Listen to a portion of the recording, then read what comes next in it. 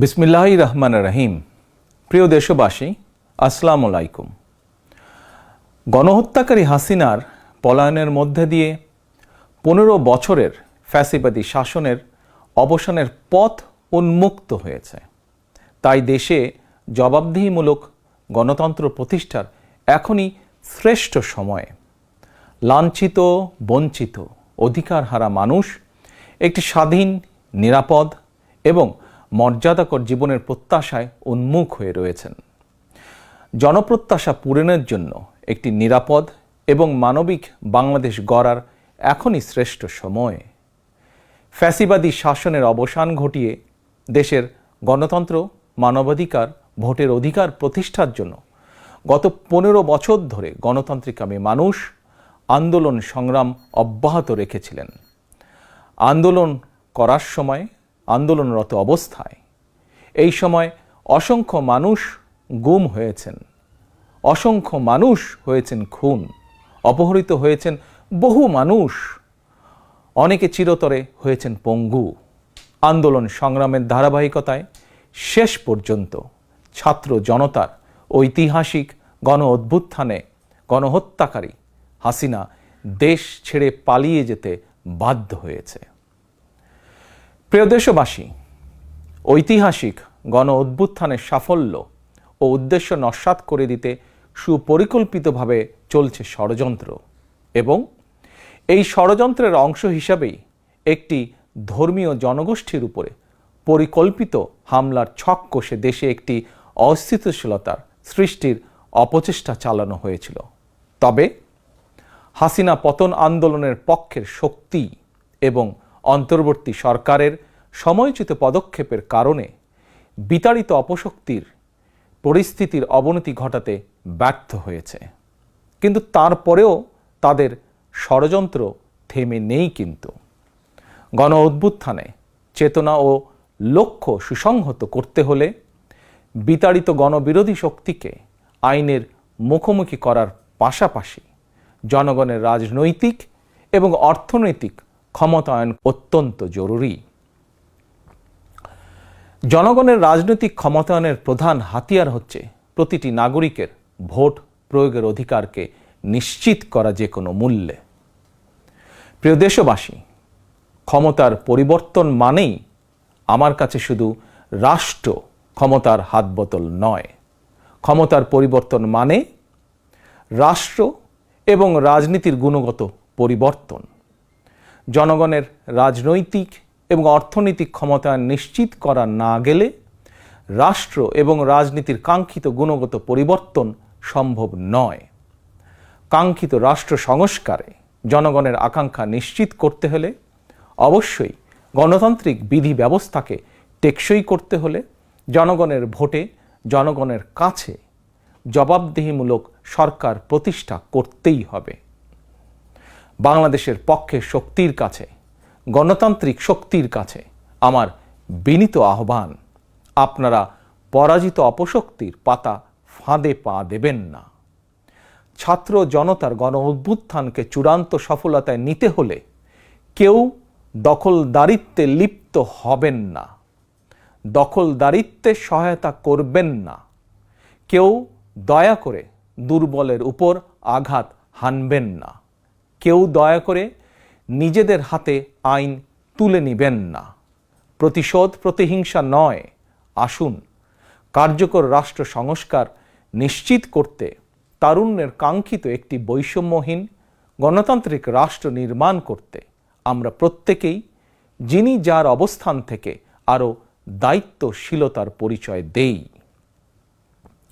প্রিয় দেশবাসী, ভাই ও বোনেরা, ছাত্র জনতার গণ অভ্যুত্থানে বিশ্ববিদ্যালয়ের ছাত্র শহীদ আবু সাইদ, মাহফুজুর রহমান মুগ্ধ, কলেজ ছাত্র ওয়াসিম আকরাম, মাদ্রাসা ছাত্র আবদুল্লাহ আল মামুন, স্কুল ছাত্র রিফাত হোসেন, 60 বছর বয়সী একজন মা মায়া ইসলাম, 6 বছর বয়সী শিশু রিয়া গোপ, কিশোরী ছাত্রী নাইমা সুলতানা, কুমিল্লার আইনজীবী আবুল কালাম, চুয়াডাঙ্গার রাজমিস্ত্রি উজ্জ্বল হোসেন, নোয়াখালীর দোকান কর্মচারী আসিফ, বরগুনার ওষুধ কোম্পানির সেলসম্যান আল আমিনের মতন বিভিন্ন শ্রেণী পেশার হাজারো মানুষ শহীদ হয়েছেন। অসংখ্য মানুষ দেশের বিভিন্ন হাসপাতালে চিকিৎসাধীন রয়েছেন। পাবনার গাড়ি চালক আরাফাত হোসেন, মিরপুরে গুলিবিদ্ধ 22 বছর বয়সী মুস্তাকিম, দোকান কর্মচারী আতিকুল, অষ্টম শ্রেণীর শিক্ষার্থী তামিমের মতন অনেকের, বহু মানুষের হাত কিংবা পা কেটে ফেলতে হয়েছে। শত শত মানুষ দৃষ্টিশক্তি হারিয়ে ফেলেছেন, অন্ধ হয়ে গিয়েছেন চিরতরে, পঙ্গু হয়েছেন শত শত মানুষ চিরতরে। অসংখ্য প্রাণের বিনিময় 5ই আগস্ট অর্জিত স্বাধীনতায় গণতান্ত্রিকামী মানুষ আরও একবার স্বাধীনতার স্বাদ উপভোগ করলেও হাসিনা পতন আন্দোলনে যেসব পরিবার তাদের সন্তান স্বজনকে হারিয়েছেন কিংবা আহতদের চিকিৎসা করাতে গিয়ে যেসব পরিবারে অসহনীয় দুর্দশা নেমে এসেছে, সেসব বীর সন্তানদের ঘরে মুক্তির স্বাদের সেই ছোঁয়া এখনো লাগেনি। প্রিয় দেশবাসী, গণ অভ্যুত্থানে যারা হতাহত হয়েছেন তাদের তালিকা তৈরি করে প্রয়োজনীয় সহায়তার লক্ষ্যে অন্তর্বর্তীকালীন সরকার ইতিমধ্যেই নানা উদ্যোগ গ্রহণ করেছেন। এটি অবশ্যই একটি ইতিবাচক পদক্ষেপ। তবে গণ অভ্যুত্থানে যারা হতাহত হয়েছেন তাদের পরিবারের সদস্যদেরকে রাষ্ট্রীয় আয়োজনে সম্বর্ধনা দেওয়া হলে, রাষ্ট্রীয়ভাবে সম্মান জানালে কিছু সময়ের জন্য হলেও হতাহতদের পরিবারগুলো হয়তো একটু মানসিক সান্ত্বনা পাবেন। এ ধরনের উদ্যোগ গণ অভ্যুত্থানে চেতনাকে আরও শানিত করবে বলে আমার বিশ্বাস। একই সঙ্গে প্রতি বছর 5ই আগস্টকে রাষ্ট্রীয় উদ্যোগে জাতীয় জীবনে একটি বিশেষ দিবস হিসাবে পালন করার বিষয়টিও বিবেচনা করা দরকার বলে সমাজের বিভিন্ন শ্রেণী পেশার মানুষ বিশ্বাস করেন। আমি এ প্রসঙ্গে আরও একটি বিষয় সরকারের দৃষ্টি আকর্ষণ করতে চাই। 2018 সালেও সারা দেশে কোটা সংস্কার আন্দোলন হয়েছিল। সেই সময়েও আন্দোলনকারীরা রাষ্ট্রীয় প্রতারণার শিকার হয়েছিলেন। গণহত্যাকারী হাসিনা আন্দোলনকারীদেরকে সেই সময়েও নির্মমভাবে দমন করতে চেয়েছিল, দমন করেছিল। এমনকি খুনি হাসিনা সেই সময়ে আহতদেরকে চিকিৎসার সুযোগ পর্যন্ত দেয়নি।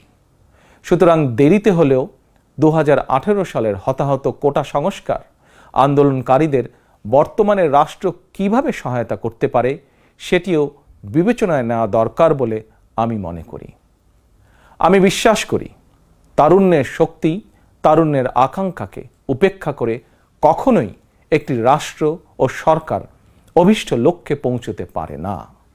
প্রিয় দেশবাসী, এবার আমি বিশেষ করে প্রিন্ট এবং ইলেকট্রনিক মিডিয়ার সংশ্লিষ্টদের দৃষ্টি আকর্ষণ করে দুটি কথা বলতে চাই।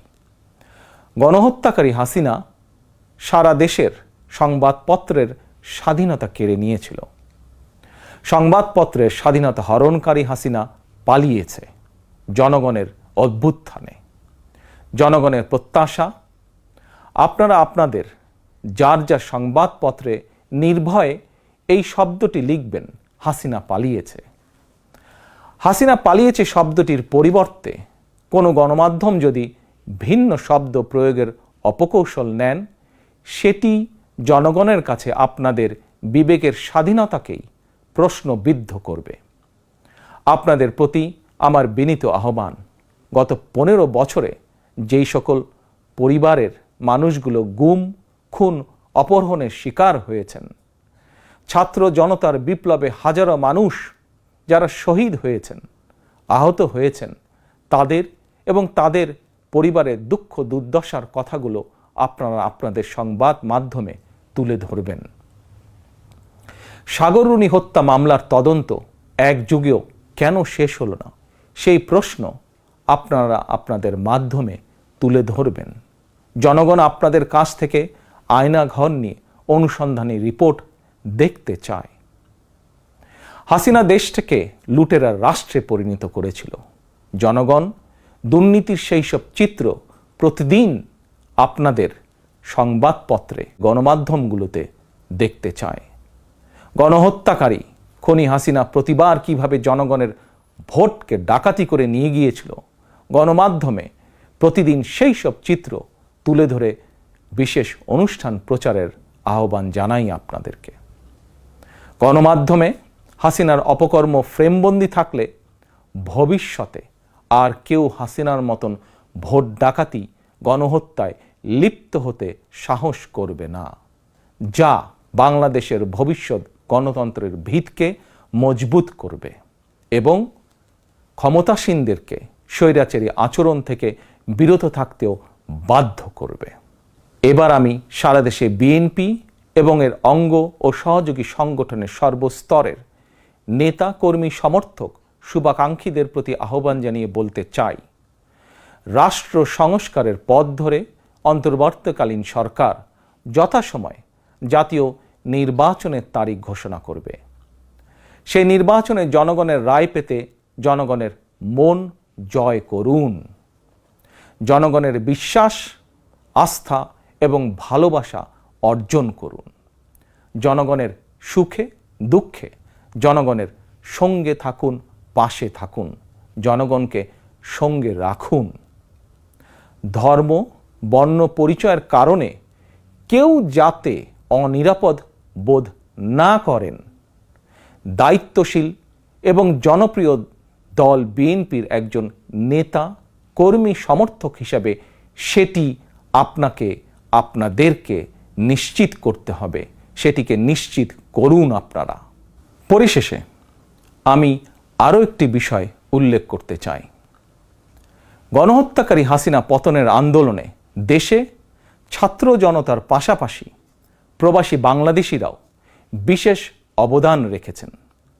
দেশে যখন মত প্রকাশের স্বাধীনতা রুদ্ধ করে দেওয়া হয়েছিল, প্রবাসীদের মধ্যে একদল সাহসী মুখ প্রবাস থেকেই জনগণের সামনে হাসিনার দুঃশাসনের ইতিবৃত্ত তুলে ধরে গণ আন্দোলনে সামিল থেকেছেন।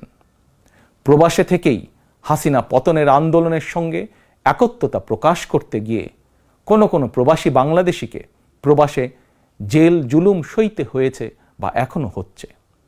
প্রবাসীদের অবদানকে কৃতজ্ঞতার সঙ্গে স্মরণ করে আমার আহ্বান, ছাত্র জনতার কাঙ্ক্ষিত একটি বৈষম্যহীন গণতান্ত্রিক বাংলাদেশ নির্মাণে অতীতের মতন ভবিষ্যতেও সংশ্লিষ্ট দেশের আইন মেনে সাধ্য মতন আপনারা আপনাদের যার যার অবস্থান থেকে ভূমিকা অব্যাহত রাখবেন।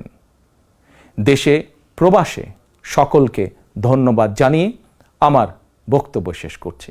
আল্লাহ হাফেজ। বাংলাদেশ জিন্দাবাদ। বাংলাদেশ জাতীয়তাবাদী দল জিন্দাবাদ।